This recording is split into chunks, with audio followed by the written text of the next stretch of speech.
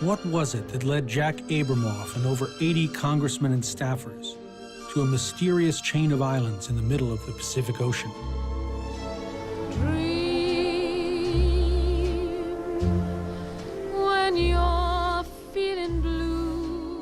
This American territory seemed to be a conservative paradise. Close to cheap Asian labor and not subject to many American laws, the Mariana Islands were a neverland for Jack Abramoff and Tom DeLay. A place where business and free markets could evolve without any rules and regulations.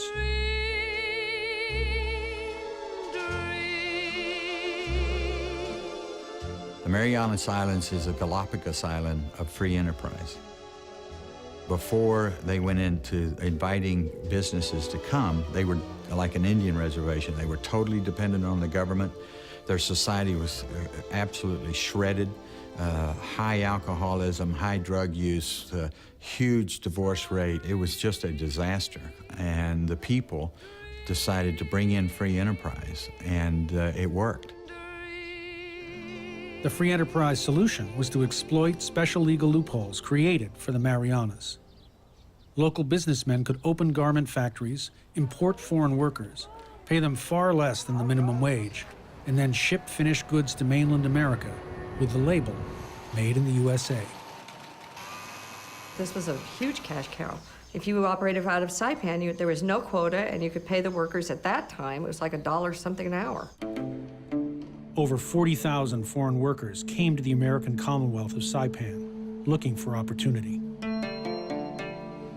Even though the minimum wage here is lower than the U.S. minimum wage, it's still a very attractive wage for people from the Philippines that might earn $1 an hour, or people from mainland China that would earn less than that. And so properly administered, it was a win-win situation. The problem is that there were some very significant abuses that were going on.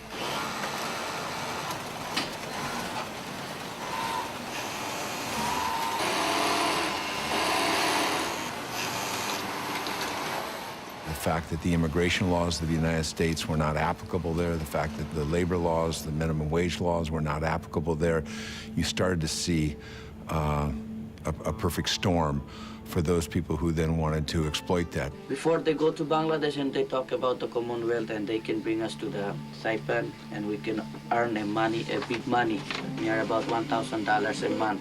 So we pay them each $7,000. And you were recruited for $6,000. $6,000. You ended up with workers who had huge debts, and those debts were then taken out of their paycheck by the employer and given to the recruiter.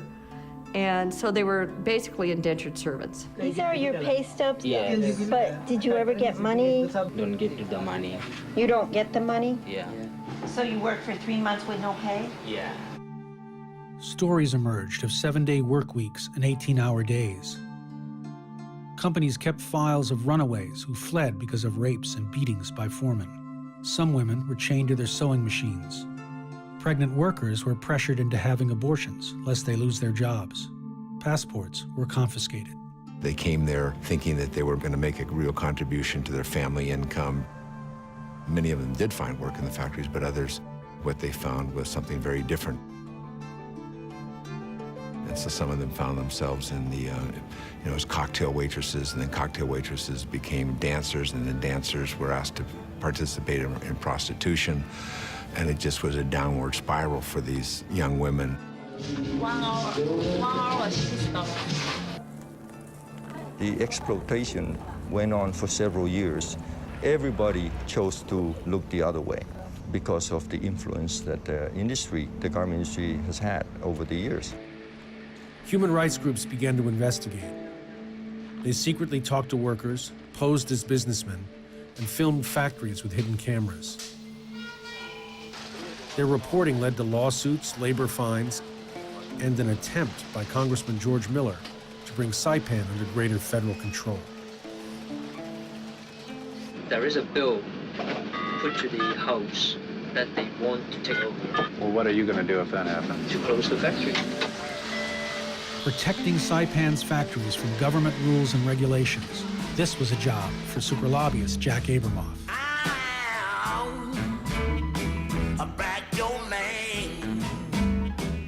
When I was governor, Somebody introduced Jack Abramoff to me. Jack Abramoff was pretty smart. I mean, maybe he was too smart for his own good, but the fact is he realized that we needed help in Washington, D.C. We hired Jack Abramoff to lobby against the immigration bill. They figured that Jack Abramoff would be the way to go because he had direct connections into the majority leader's office, Tom DeLay. And Tom DeLay, if there's anybody in Washington, could influence legislation on behalf of the CNMI. We were told that nobody could go through Tom DeLay without going through Jack Abramoff, and it cost us millions of dollars. For their services, Abramoff and his firm, Preston Gates, charged the CNMI over $200,000 a month. Part of the plan was to mount tours to the CNMI for conservative writers and sympathetic congressmen like John Doolittle and Dana Rohrabacher. We went out there to take a look at some of these clothing factories that had come in from various parts of the world in order to set up operation there. And it looked like to me that it was working. What they would do is take a quick tour of the garment factories, and they emerge in the front doors of those factories saying, hey, there's nothing going on out here. We don't see any abuses, so what are you guys talking about? And what would they do the rest of the time? R&R. Generally, they would stay at the Hyatt Regency Hotel, 5 stars. There are at least 5 championship golf courses. At some point, Jack must have realized that that's how you sell the Marianas Islands. You know, with this abominable labor, basically, indentured servitude, it's one step from slavery, but you bring people over there, it's beautiful, they got the golf courses, the nice hotels. they fell for it. We've been out here a week now, and I think that firsthand information will help us maybe enlighten some of the others that haven't been pushing in the right direction. By day, there were sports and games, and by night, there were cocktails, cockfights, and clubs. This thing about the Marianas is absolutely preposterous, and we didn't find anything that was being described. And to suggest that I'm for sex slavery and human trafficking is ludicrous.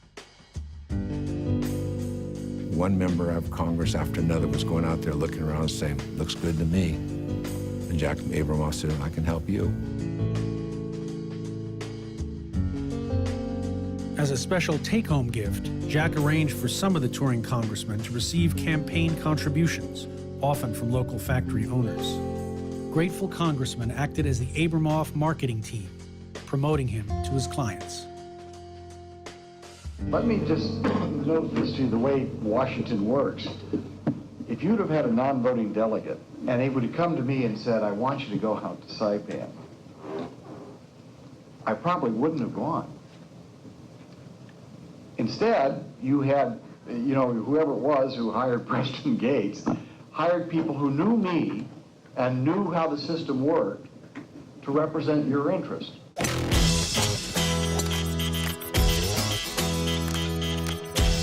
To show his ultimate power and connection to Washington, he said to us, you wait, I'm gonna bring you Tom DeLay out here, and he did. If you could make everybody poor, just so you could be rich, would you do it? There were a lot of accusations. I went as a guest of the government to see it for myself. I even went to the leading human rights advocate on the island.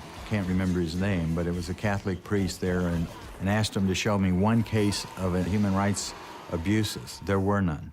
He couldn't show me one case.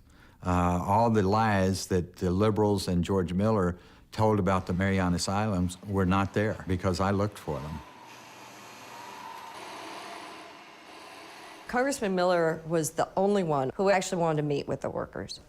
So he came in and he was sitting in my conference room when I was in private practice with our translator. All of a sudden, on my corner of my eye, I see this interpreter started to cry. And so as tears rolled down her eye, I said, you have to tell us what he said. If it's making you cry, it obviously needs to be told to the congressman.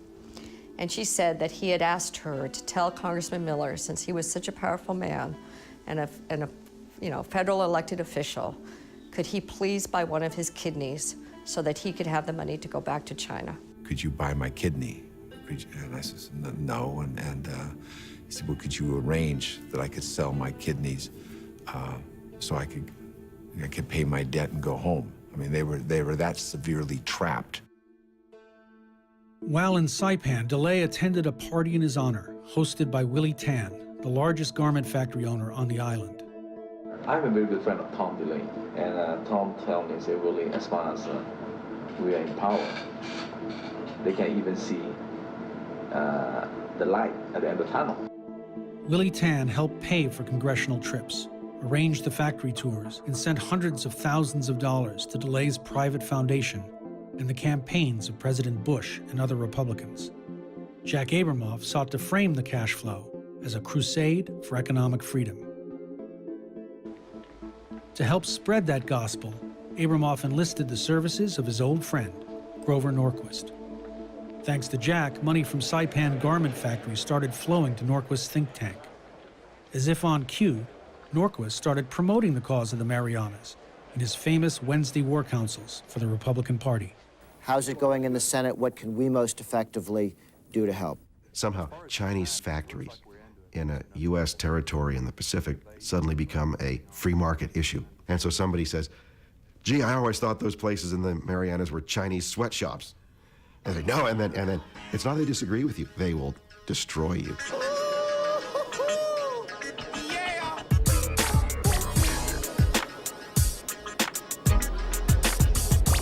Money is not evil. Money is free speech. Money is involvement. And as long as it's open and transparent so that the electorate can see who's giving money, who's taking money, and how is it being spent, it's a system that's extremely necessary. Hello? Yes, I'm on my way. They saw a booming economy. They saw a free market system. What Tom DeLay said was a petri dish for pure capitalism. But he never met those women. He never listened to those stories. He never saw them cry. He never saw the shame on their face and the humiliation that they felt.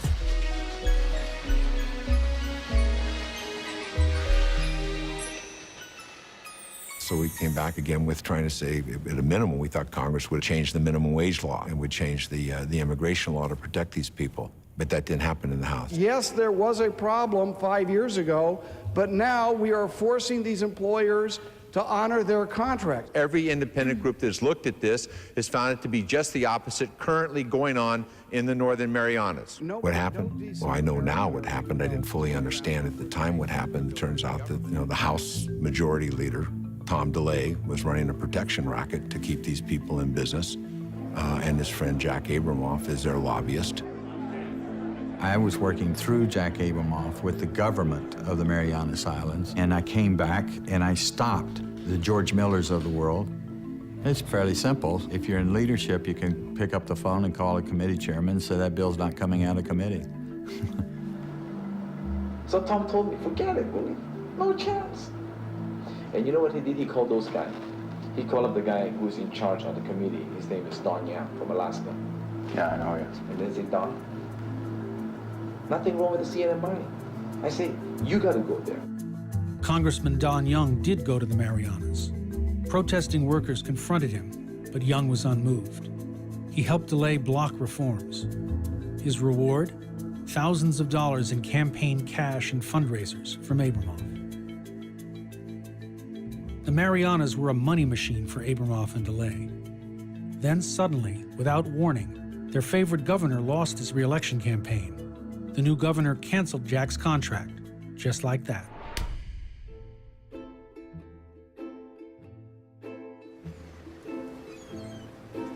Facing the end of the road in the Marianas, Abramoff sought guidance from DeLay's personal minister and former chief of staff, Ed Buckham. Buckham had a reason to want to come to the rescue. Thanks to Jack, Willie Tan had helped finance Buckham's new lobbying business, Alexander Strategy Group. So Buckham set to work with DeLay's press secretary, Michael Scanlon, to fix a local election to make sure Jack got his contract back. Buckham and Scanlon needed 2 men to change their votes. Their first target was Alejo Mendiola from the island of Rota. Ed Buckham and Michael Scanlon came over here to Saipan, and I brought them to Rota as a representative, and I took them to the airport. Mendiola wanted $1.25 million for airport improvements. He voted for Jack's candidate, and the money appeared. Next, as part of a fact-finding trip, it was Michael Scanlon's turn to flip a vote by offering up more taxpayer cash, courtesy of the delay operation. The delay operation knew how to work what Jack called the favor factory. It's a committee where specific members or staff have an incredible amount of influence and ability to spend specific amounts of money in specific places. $150,000 from the favor factory suddenly appeared to fund a study on whether to repair this breakwater. In gratitude, a local politician, Norm Palacios, voted for Jack's man. It's just politics for me. It's just, hopefully it's not illegal. That's that I don't know. But I think it's not illegal. The money worked its magic. Jack's friend Ben Fiddiel was elected Speaker of the House, and Jack got his contract back. There were 2 senators who changed their votes in exchange for projects on their islands. Did they get anything for switching their votes? I don't know. But you weren't involved? I never gave anything. Did Tom DeLay's office give anything? I don't know. And I wouldn't know. Wouldn't he? Fiddiel had sung Happy Birthday to Tom DeLay in the whip's office. He signed an email to Ed Buckham, your adopted brother Ben. Fiddiel also made sure that Buckham got an energy contract in the Marianas for a special client from DeLay's district, Enron. The uniting factor? Jack Abramoff. Let me tell you about Jack Abramoff. Whatever he did after he left the Northern Marianas, I cannot condone, okay? I mean, obviously he did something wrong because he got convicted, and now I understand he's in jail right now. But let me tell you that Mr. Abramoff did what we retained him to do. Without him, this Commonwealth would not be what it is today.